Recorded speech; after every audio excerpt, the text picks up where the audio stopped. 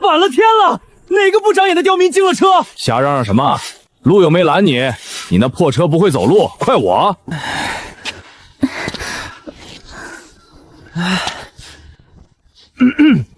你可知道车里坐的是？管他坐的是玉皇大帝，外乡来的吧？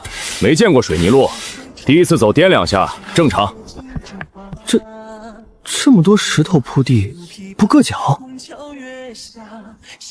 石头，这叫水泥，浇的，整条一块，硌脚。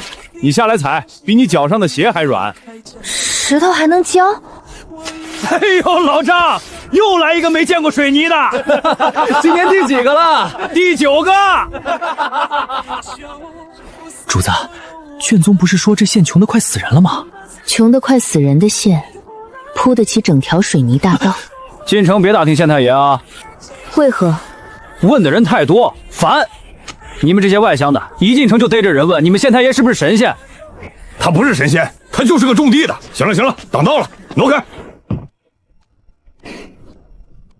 德福，朕来之前备好了看一子儿时，看饿殍面地，唯独没备好，被一条路和一个泥腿子扇2个耳光。进城，朕倒看看这水有多深。城门口贴着张告示，围了一堆人念：入学分文，管1顿午饭，管午饭，读书还倒贴饭。不然呢？孩子饿着肚子怎么念书？你们那地方难道还让娃娃饿着上学？还得教数学。切，那地方的官真够缺德的。大胆，放肆！你竟然敢这样跟我家主子这样说话！德福，我们走。德福，快看，细纯咸，没半点苦涩沙土，精盐，宫里御膳房层层提纯才得一点的上等精盐。这盐怎么卖？2文一斤，旁边红的是糖，3文。2文？京城粗盐黑黄掺沙，30-40文一斤。盐铁是朝廷命脉，是盐商勾结官府盘剥出的天大放利。这么白的盐2文钱，你不怕官府查你私盐？私盐？乡下来的吧？盐就是给人吃的，本该家家买得起，卖贵的才该查。看你人模狗样，连盐都不懂，买不买？不买别捏脏我的。20年了，百官在我面前噤若寒蝉，一个眼神能让人魂飞魄散。今天我被一个摆摊大娘骂人模狗样，连盐都不懂。大娘，你们县去年饿死多少人？饿死人？客官你睁眼看看，我们县3年没饿死过一个。要饭的你都找不着一个。为何找不着？谁家揭不开锅，去县衙登个记，先借粮，开春还，不要利钱。不要利钱？放利钱逼死人的那叫阎王，不叫县太爷。哼！户部卷宗，这线写的什么？地县民贫，流民遍地，饿殍面也。每年向朝廷请赈灾银30万两。30万两，一个造营盐铺水泥，白给百姓喝水读书，3年不饿死人的县，在朕的卷宗里是每年要赈30万两的人间地狱。那银子年年进了谁的口袋？这卷宗谁写的？朕被当瞎子蒙了几年了。客官，这都是算啥？你要去城东瞧瞧我们县太爷种的地，知道1亩打多少粮？当场下晕给你看。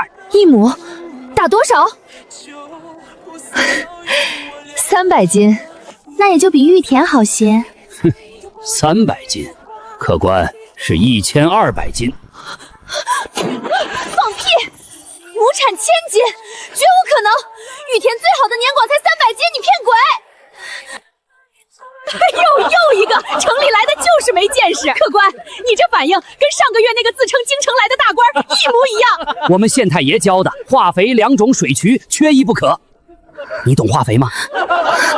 堂堂大晋天子，自幼读圣贤，通农桑，今天被一个种地的老汉按着头说不懂，放屁开眼。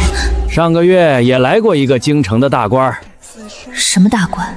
会瞒着他，偷偷来这云溪县。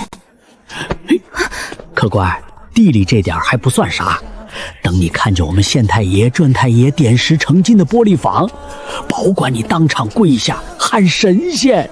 一望无际的青苗，绿得发亮，齐刷刷比人腰还高，长势压过京城玉田10倍不止。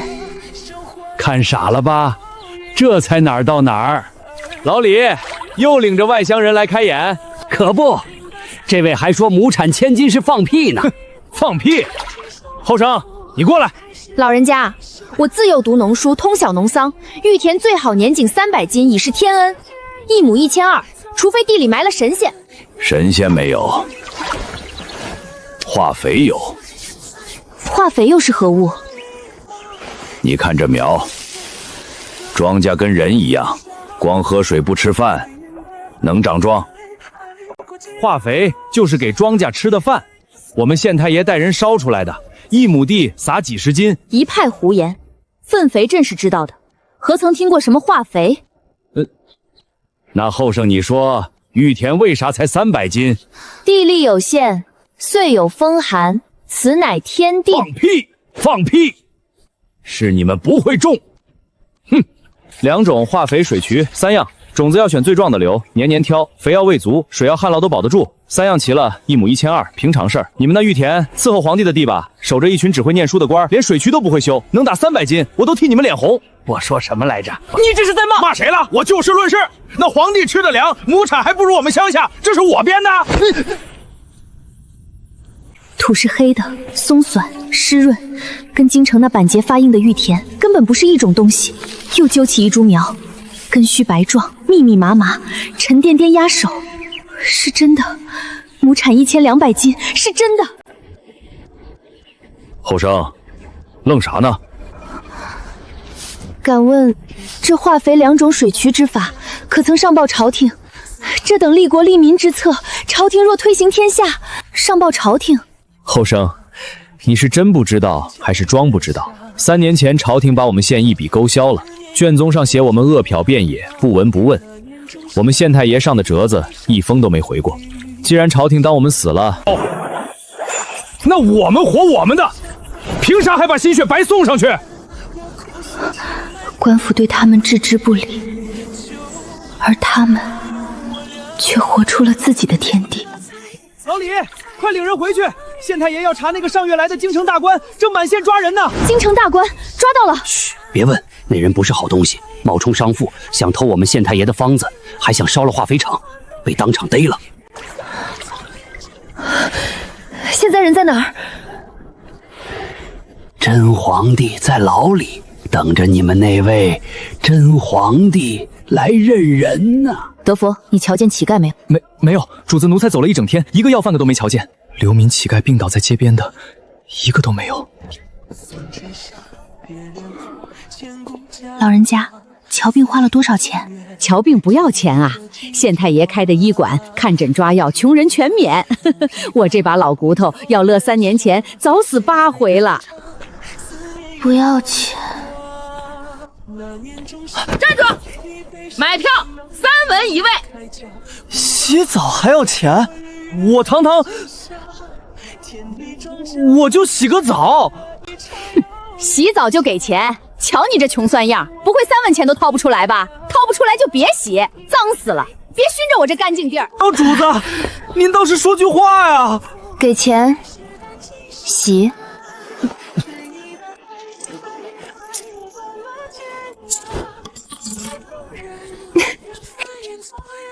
德福，你看那门。奴才看见了，都不锁。老张，这家家不锁门，不怕遭贼。贼？客官，我们县3年没遭过1回贼了。为何？家家有饭吃，户户有活干，谁去当贼？再说了，谁要敢偷东西，全县人戳他几两骨。何事热闹？那个偷方子烧化肥厂放在京城来的大官，县太爷要当众审他。听说那人后台硬得很，张口闭口我是替宫里贵人办事的。咱也不知是真是假，反正在我们云和县，甭管你是宫里的、京城的，还是天上的，犯了法，县太爷照审不误。替宫里贵人办事，偷方子，烧化肥厂，是哪个贵人？太女，还是她那几个姐妹、女儿？德福，奴才在。明日一早去县衙，朕要亲眼看看是谁在朕的眼皮子底下伸了这么长的手。还有那位云溪县令，朕也该会会他了。沈燕，你好大的胆子！本官是替宫里贵人办事的，你审我，你审得起吗？这方子宫里那位志在必得，你乖乖交出来，本官保你升官。说完了。你来人，把他偷方子、夜烧化肥坊、伤了3个工人的供词念给围观的乡亲听。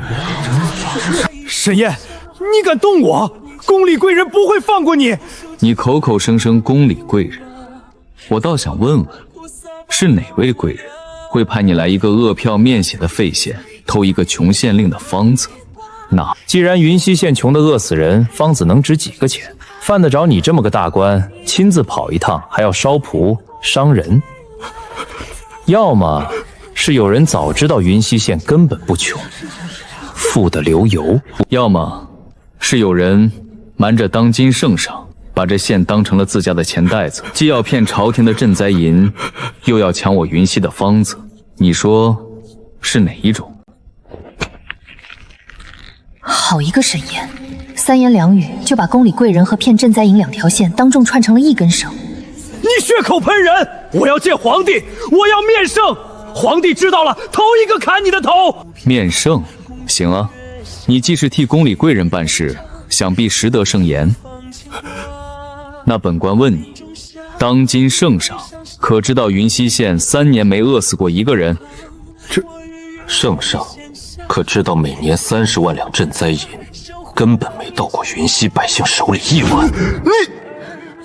圣上可知道有人借着他的名头，在他眼皮底下把一个副县报成死县？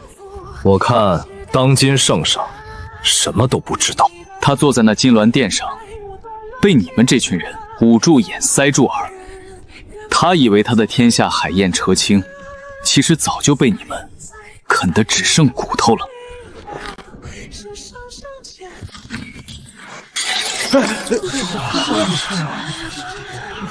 这位客官也是京城来的？路过。路过？那本官问你一句，你可知道盐几文钱1斤2文。我见过太多你们这种人了，身居高位，锦衣玉食，张口闭口设计苍生，可你们这辈子没饿过一顿，没扛过一锄，连1斤盐多少钱都说不出。客官没话说了，那就站一边看着。本官还要审案，把这宫里贵人的狗腿子先打20板，收监。供词与赃证封档存证，留着，等哪天真有那么一位宫里贵人亲自来了，本官当面呈给他看。那个沈燕口中被捂住眼塞住耳的皇帝，那个连1斤盐多少钱都不知道的体面人，那个迟早要来认人的宫里贵人，是我。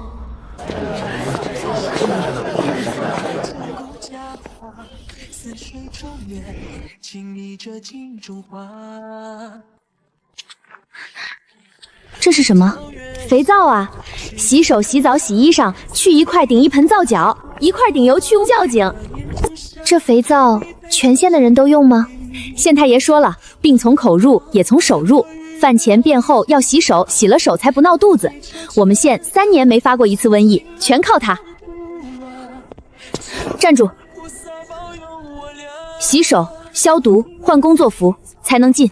我就看一眼，何必这么麻烦？不行，县太爷立的规矩，进灶坊、进医院、进做吃食的坊都得先洗手。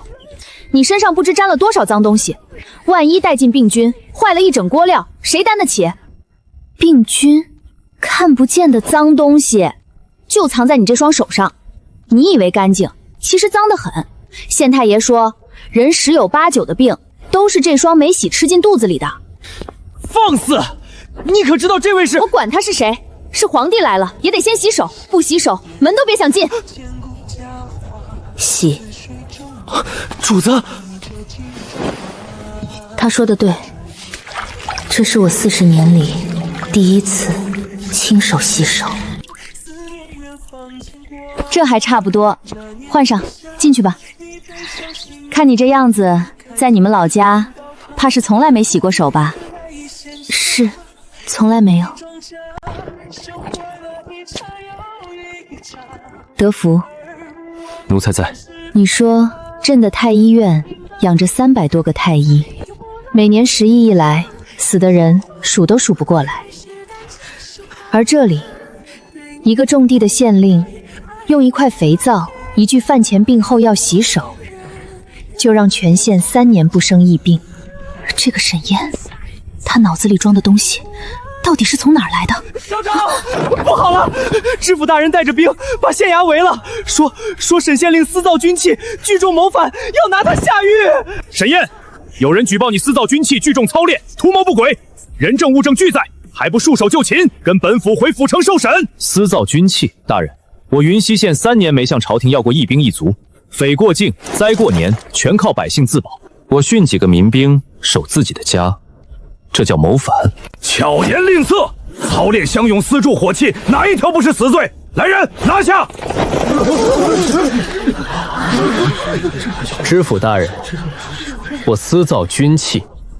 既然您说我私造军械，那不妨让大人开开眼，把那门守家的家伙推出来。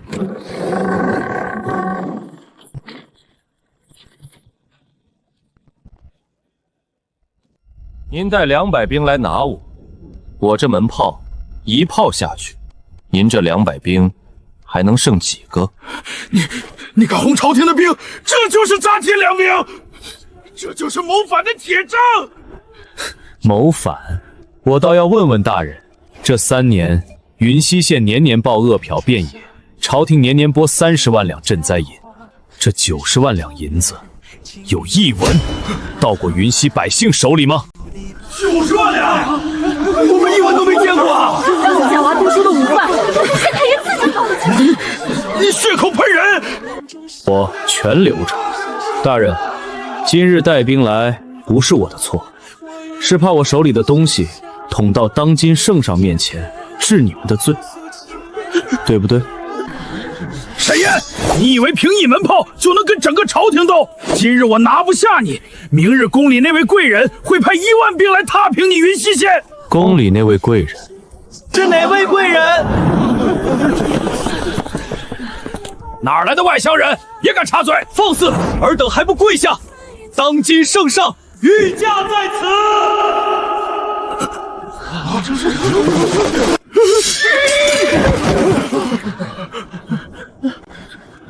原来，陛下今日总算是知道了。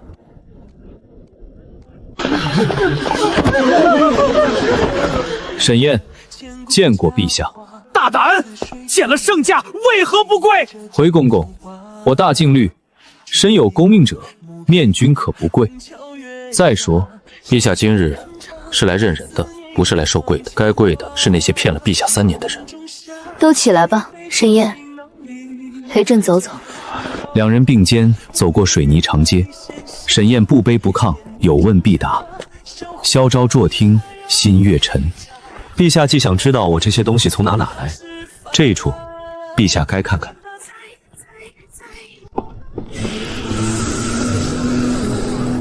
那是皇室贵妣千金难求、视若珍宝的二琉璃，在这里论匡脉。这是琉璃？这叫玻璃。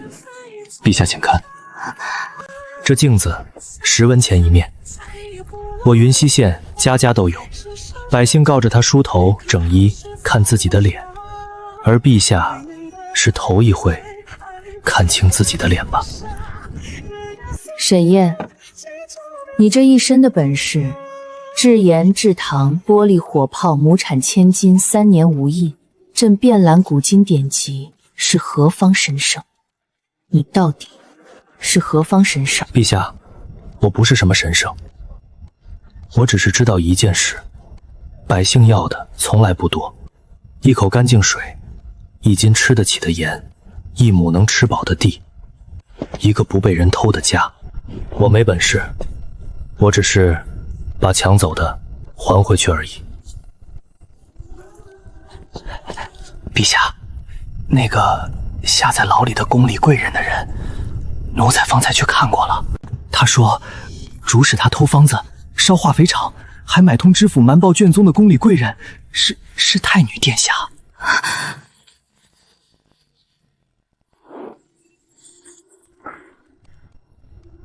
太女，陛下，此事干系太大，奴才也不敢信啊！会不会是那狗腿子潘屋楚君想脱罪？潘屋楚君，那狗腿子被抓之前，可曾见过太女？德福，朕若现在就拍案而起，奴才在。太女党羽遍布朝野，她只需一句母皇被妖人蛊惑，朕和这满县的真相谁信？传朕密旨，那狗腿子的供词、知府的账册、历年卷宗一样不漏，由沈燕封档，暗卫贴身押运回京。在朕拿到铁证之前，朕还是那个路过的京城商人，谁也不许声张。是。沈燕，朕心里乱，陪朕再走走。这县里的事，朕还没看够。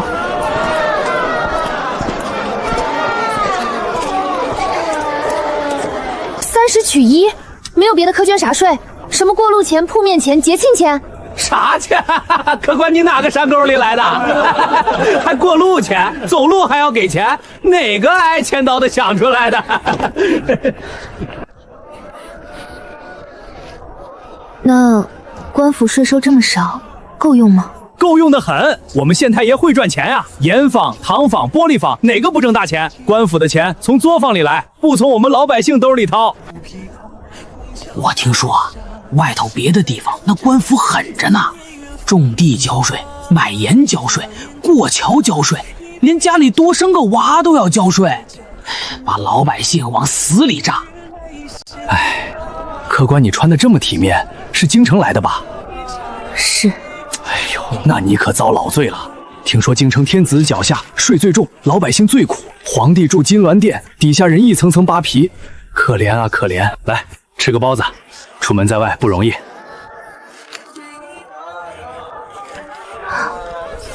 热的，香的，实实在在的肉馅，比我金銮殿上山珍海味都难咽。朕治国20年，自以为勤政爱民，今日才知道，朕的爱民连一个卖包子的都不如。陛下肯吃这口百姓的包子，肯说这句话，已经比朝堂上那满身珠子的强多了。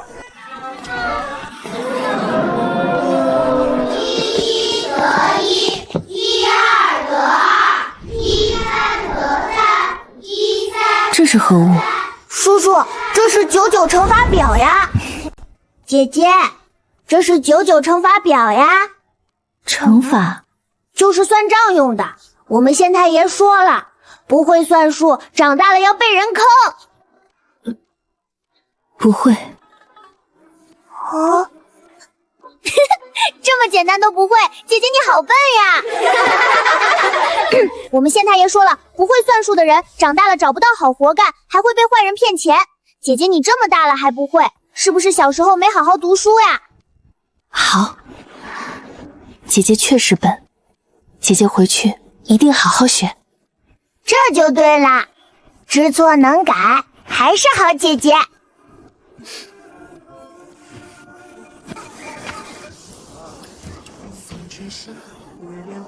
德福，派人去府城。朕要知道那位巡抚对云溪县的事到底知道多少。陛下，巡抚衙门里云溪县的卷宗3年来从未更改，上头白纸黑字仍写着云溪地劣民贫，饿殍载道。那巡抚不仅一无所知，半月前还刚向户部递了今年的折子，为云溪县再请赈灾银30万两。好一个一无所知！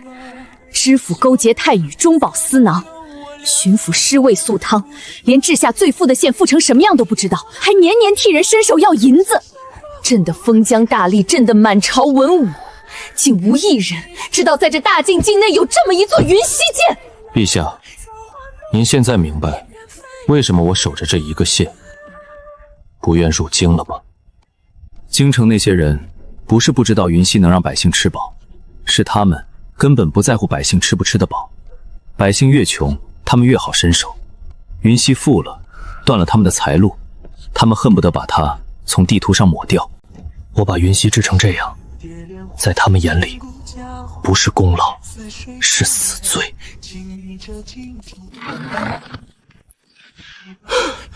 报！陛下，京城800里加急。太女以陛下微服多日，音讯全无，恐遭妖人挟持为由，已在京中行监国之事。百官已有大半向东宫称臣。好得很。朕还没死，他就急着坐龙椅了。陛下，咱们快回京啊！您一露面，谣言不攻自破。回京？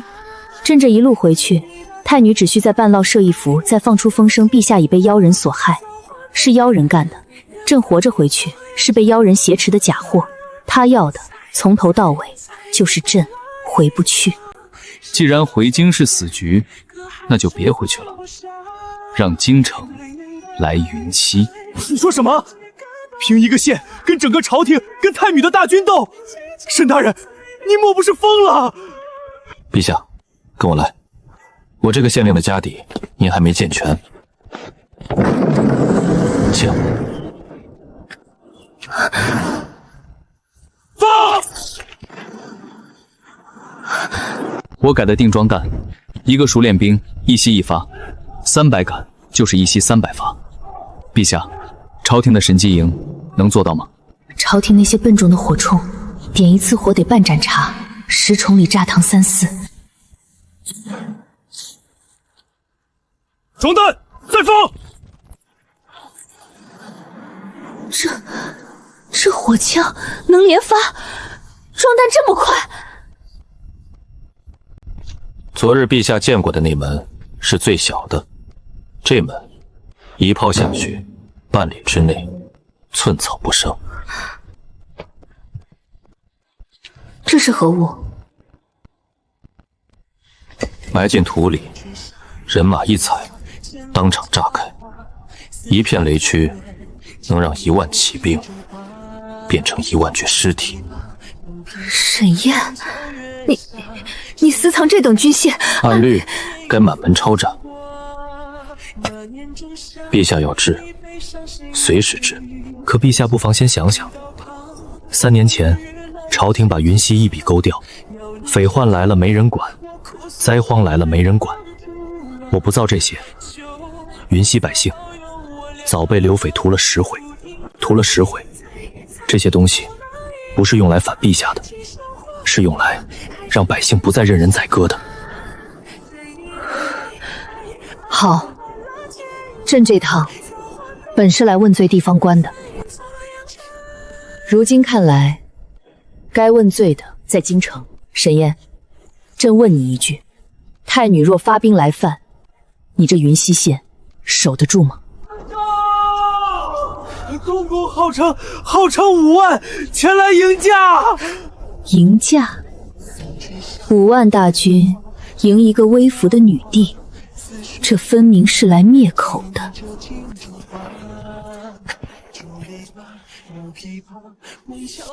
这城墙也是水泥浇的。陛下，这墙3尺厚，整个一块，别说云梯，就是撞成车来撞，撞断了车，墙上连个白印都留不下。奉太女监国令，陛下遭妖人沈燕挟持，本将奉命迎驾，剿除妖人。城上的人听着，速速打开城门，交出陛下与逆贼沈燕，可免一死。好一个真正的陛下！朕站在这儿，他偏说朕是假的。太女这是铁了心要朕死在这城下。既然来了，那就别想囫囵回去。传令，炮队，预备。放肆！朕好端端站在这里，何来被挟持一说？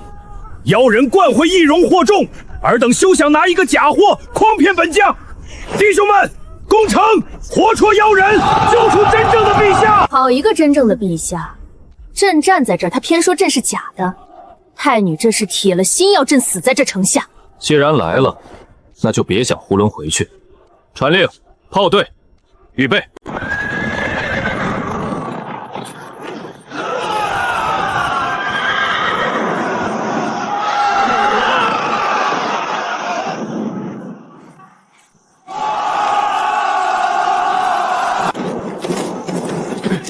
这是什么妖法？撤！快撤！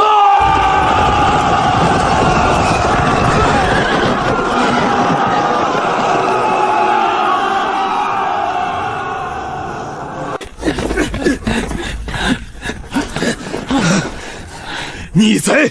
尔等竟敢炮轰王室，这是诛九族的死罪！放屁！我可是当今圣上，你们打着太女的旗号炮轰圣驾，你们才是诛九族的反贼！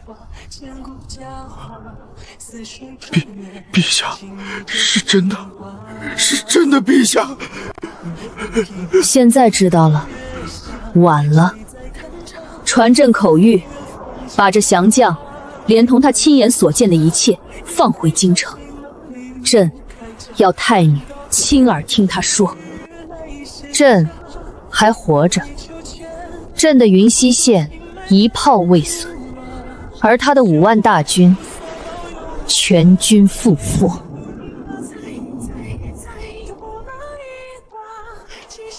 沈燕，造这些东西，养着散兵，修这座水泥城，要花多少钱？不少。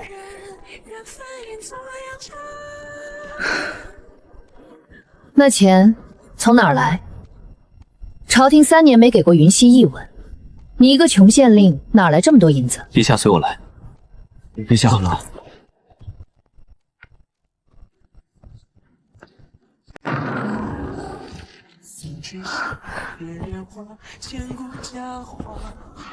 先生，陛下想知道咱们云溪一年挣多少？哪年？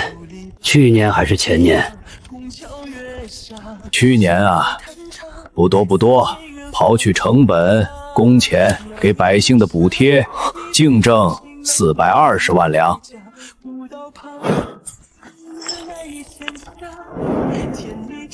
420万两，晋国库一年税赋收入统共也就500-600万两，一个县挣的钱快赶上整个朝廷的国库了。客官没见识吧？我们的盐、糖、玻璃、肥皂、镜子早就卖出云溪了，周边10几个州县都在用我们的货，便宜又好，就连那些王公贵族家里用的玻璃镜、雪花糖，10有8九都是从我们云溪翻过去的，只不过经了几道手，到京城就翻了几10倍价钱。镇御膳房里那罐千金难求的雪花糖，镇御书房那面新进贡的西域琉璃镜，竟全是这个饿殍面蚁的废县造出来的。朕堂堂天子，用着云溪的东西，吃着云溪的糖，却以为云溪是个快饿死人的穷县。客官，你脸色不太好啊？怎么，你也想跟我们做盐糖生意？我算了吧，我们这生意入伙起步10万两，看你这样子，虽说穿得体面，怕是也拿不出这么多现银，别勉强，做不起的。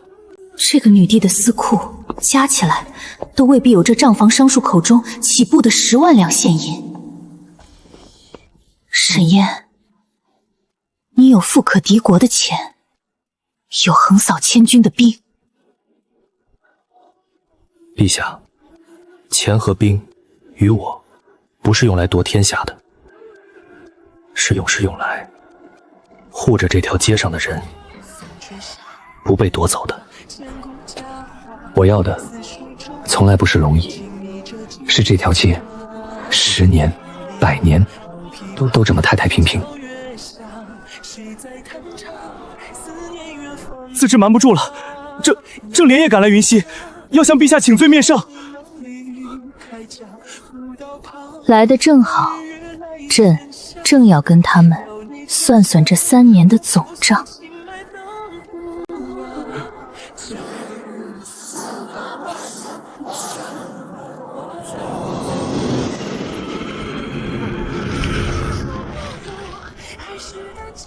这是他们卷宗里年年上报的恶票遍野的废县，平整如镜的水泥大道，家家户户的甘泉井水，街头堆成山的雪白岩岩，红光满面安居乐业的百姓，还有那座一炮未损，城下却尸山血海的水泥坚城。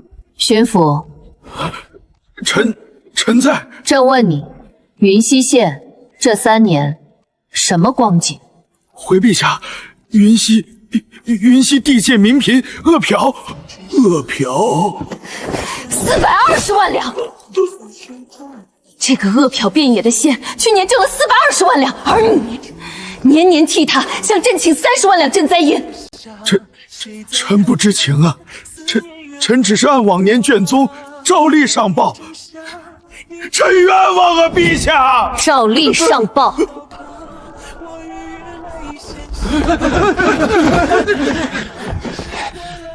我认得你，你就是那个年年坐着大轿来我们县巡查的巡抚。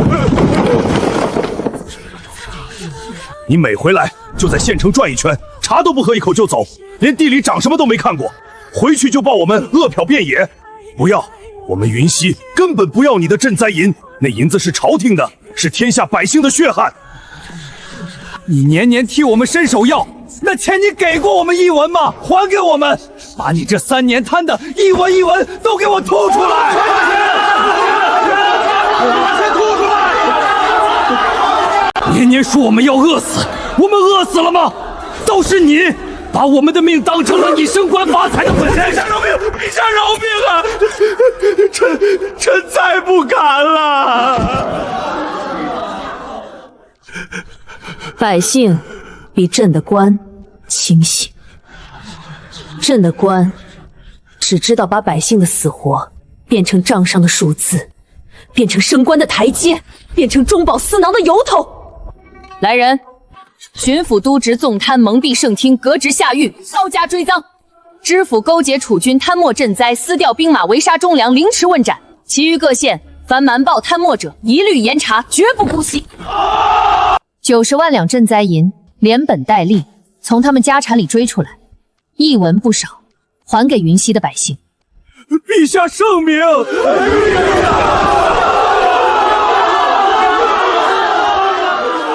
沈燕，这些贪官，朕一日就能清完。可朕这大境，千万个昭县，还有多少个瞒报的巡抚，多少个贪墨的知府，朕清得完吗？陛下，贪官从来杀不完，因为让他们能贪的，不是他们的心，是这套让百姓只能任人宰割的法子。陛下要治的，从来不是几个贪官，是这天下运转了千来年的救军之力、旧规矩。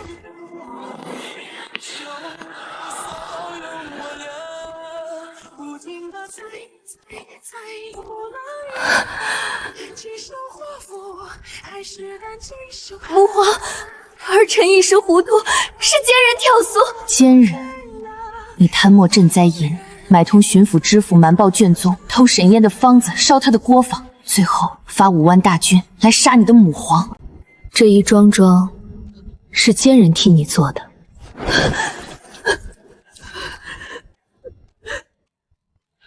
你知道朕最寒心的是什么？不是你想夺朕的位，是你明明知道云溪那套法子能让千万百姓吃饱穿暖，你不但不上报，反而要烧了它，杀了沈燕。在你眼里，百姓的命还不如你账上那几10万两银子。沈燕，朕欲拜你为相，一人之下，万人之上。朕把这大晋国政交于你手，你想推的法子，无人敢拦。你意下如何？丞相，这是何等的恩宠，多少人熬白了头都求不来。陛下，臣谢恩，但臣不愿入京为相。为何？以你之才，屈居一个小小县令，岂不可惜？陛下，在臣看来，让一个县的百姓过上好日子，亲眼看着他们顿顿吃饱，夜不闭户，孩子都能读书，这比当丞相有意义得多。丞相高高在上，看的是奏折上的数字；臣守着云溪，看的是一张张活生生的笑脸。再说了，京城这庙堂里庸臣那么多，臣去了，跟那群只会争权夺利，连一斤盐多少钱都不知道的人同朝为光，臣怕臣迟早被他们气死。还不如要民回我的云溪，种我的地。好一个怕被气死！沈燕，你这是嫌朕的朝堂容不下你。臣不敢，不愿为了一个虚名离开真正需要臣的人。那些灯火下，有多少人正吃着掺沙的盐，喝着汪浊的水，在疫病和饥荒里挣扎求生。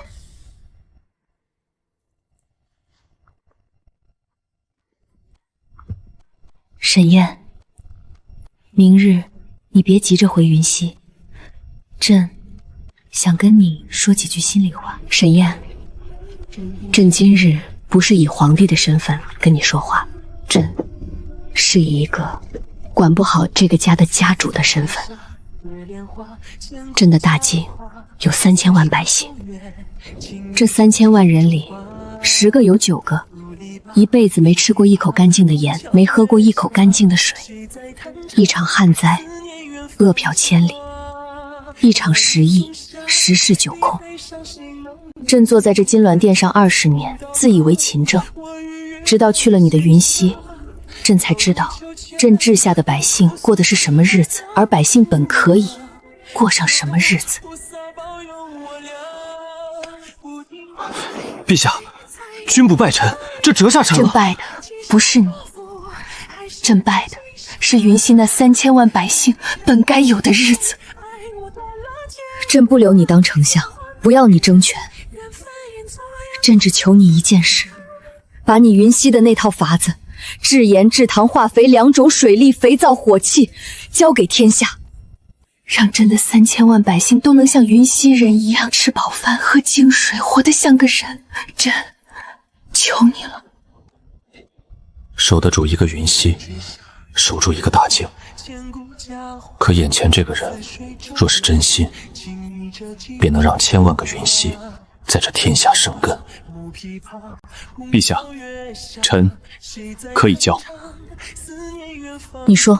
第一，新政推行，以民为先，谁敢借新政盘剥百姓，无论官职大小，杀无赦。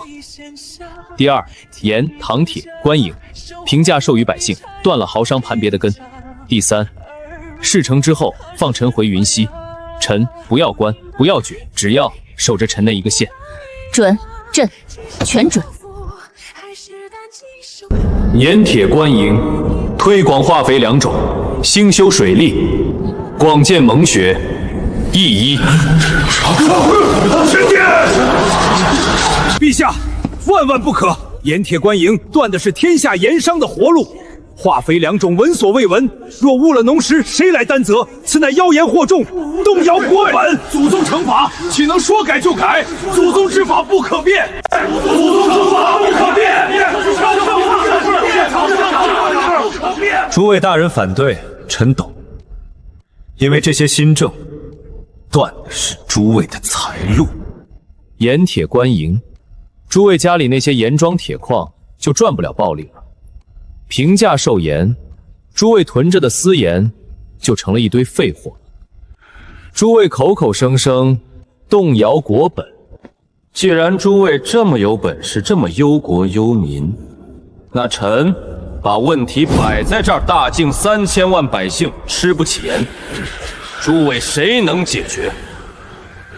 年年旱涝，饿殍千里，诸位谁能解决？一场时疫，死伤无数，诸位谁能解决？谁能解决，谁站出来。臣即刻卷铺盖回云溪，把这新政拱手让贤。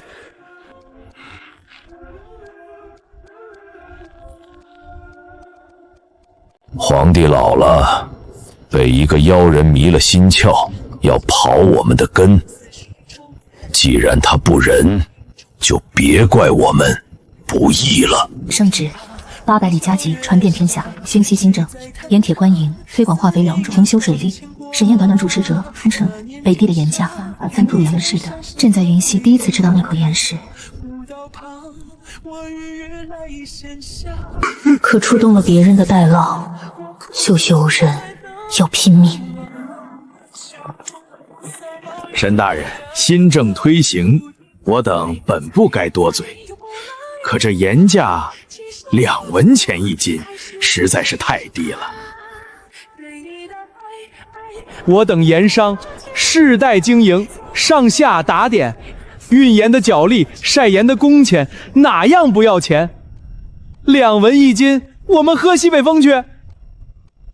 这是我等的一点心意，10万两，聊表寸心，往后年年都有。20文，大人，你可知道，20文1斤的盐会饿死多少人？会让多少人家买不起一把盐，得了大脖子病，活活拖死。那是他们命苦。沈大人，您也是要做大事的人，这天下水至清则无鱼，给我们留口饭吃，大家和气生财，岂不是好？你们垄断盐业多少年了？盐是地里海里白白长出来的东西，提存1斤成本不过半文，你们卖30文，这中间的29文半是从多少百姓的牙缝里一点一点抠出来的。你们这一辈子赚的每1文黑心钱上，都沾着饿死的、病死的、买不起盐的百姓的血。我等皆是粮商。粮商？从今日起，盐业官营，天下盐价统一2文1斤，1文不许多。你们手里囤的私盐，即日起平价收归官营。敢哄抬、敢私卖1斤的，抄家灭族！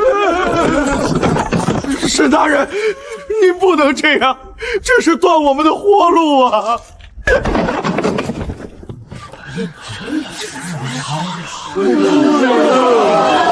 盐商不过是跳出来的虾兵蟹将，真正的庞然大物还藏在暗处，磨着刀。报！西晋8位老秦王联合宗室世家，矫诏起兵，号称清君侧诛妖人，20万大军已出西境，直扑云溪。清君侧诛妖人，好一个清君侧！朕还没死，他们就要替朕清了。20万大军，陛下，京城禁军不足10万，还有半数靠不住，这可如何是好？不必动京城一兵一卒，叛军直扑云溪，是要烧了新政的根，那就让他们有来无回。臣请旨，回云溪。沈宴，你这妖人，蛊惑圣听，败坏祖宗惩罚，人人得而诛之。识相的自负出城，本王留你去，否则20万大军踏平云溪，鸡犬不留。老王爷，你这20万兵是替你卖命来的，他们的命值钱，你的祖宗惩罚不止。最后劝一句，退兵，我可以止诛你1人之罪。放肆！一个驱斩县令也敢跟本王讨价还价！弟兄们，攻城！破了云溪城里的金银女子，随你们去！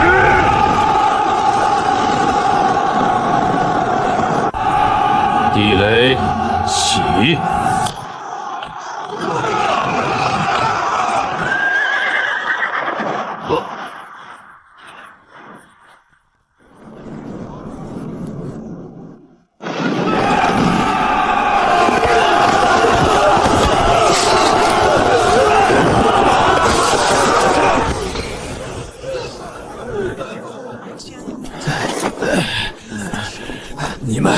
你们这些刁民，竟敢反抗朝廷，这是诛九族的大罪！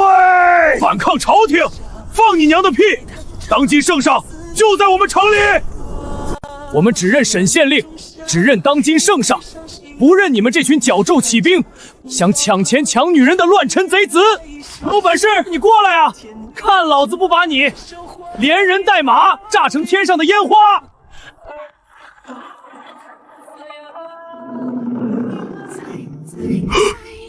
妈呀！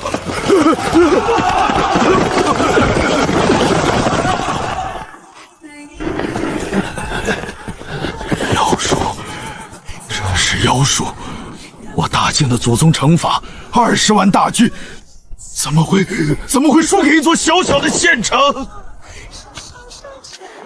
老王爷，这不是妖术，你输的也不是这一仗，你输的是这个正在变天的时代。你们这些抱着旧规矩不放的人，从踏出西境的那一刻起，就已经被这个时代抛下了。捷报！20万叛军已尽数覆灭于云溪城下。传旨：西境作乱8王，连同附逆世家，尽数捉拿，严惩不贷，严惩不贷。另传朕的话给满朝文武：新政，自今日起，谁再敢从中作梗，阻挠一日，云溪城下那20万具尸首，就是他的下场。万岁！万岁！变法的最后一块板小石被沈燕用一座城一夜火彻底碾碎了。大靖的新天终于要亮了。眼里化肥2种铺满9州，粮食产量翻了1倍，各州的粮仓头一次堆得满满当当，盐糖2文1斤，飞入寻常百姓家。事实上，雪白的精盐论代买，再没人因为吃不起盐得大脖子病。大靖皇帝按往年旧例，今年的岁币黄金5万两，绸缎10万匹，粮草无数，3日之内备齐，送到我大单于帐前。20万铁骑踏平你京城。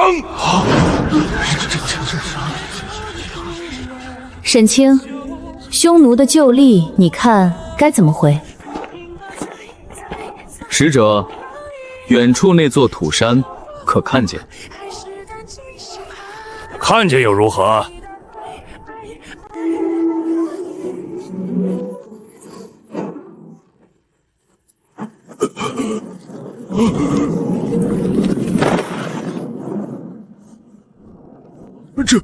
这是什么？这是我大靖的岁宾。回去告诉你们单于，大靖的岁宾从今往后改了。我们求和，上国饶命！从今往后，匈奴年年向咱朝贡，永世称臣，绝不敢有二心啊！曾经，大靖向匈奴俯首纳贡，今日匈奴使者跪在大靖的校场上磕头求饶，大靖自此威加四海，万国来朝。沈燕，朕做了20年皇帝，守着祖宗的惩罚战战兢兢，却越守越穷，越守越弱。越守越弱。你来了不过3年，这天下就成了这副模样，朕不知道该怎么谢你。陛下不必谢臣，这盛世不是臣一个人造的，是这天下3000万百姓本就配得上的，臣只是把它还给了他们而已。10年弹指而过，大靖成了这世间最强盛的国度。国库充盈，粮仓满溢，路不拾遗，夜不闭户，万国来朝，四海承平。史书上称这10年为永昌盛世。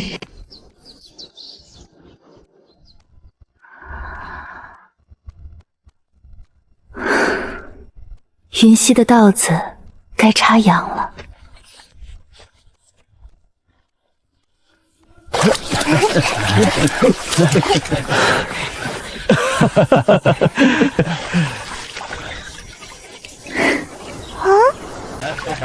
母皇，那真的是沈先生吗？那个让匈奴跪地求饶，让万国来朝的是沈先生。是他。母皇，儿臣不懂，沈先生这么大的本事，造盛世、退匈头、复天下，母皇要封他当王，他都不要。他为什么情愿在这里当一个种地的小县令，弄得一身泥？因为啊，他心里装的是这天下苍生，不是功名利禄。当王当丞相，坐在金轮殿上看的是奏折，争的是权位。可在这田埂上，他看得见每一株稻子，每一张笑脸。这世上想当王的人千千万万，可愿意俯下身为百姓插一株秧的人，朕只见过他一个。将来你坐上这江山，要记住母皇一句话：朕这辈子得江山，得万国，得永昌盛世。可朕这辈子最大的福气，是得了沈燕这一个人。得他一人，胜过得天下贤臣。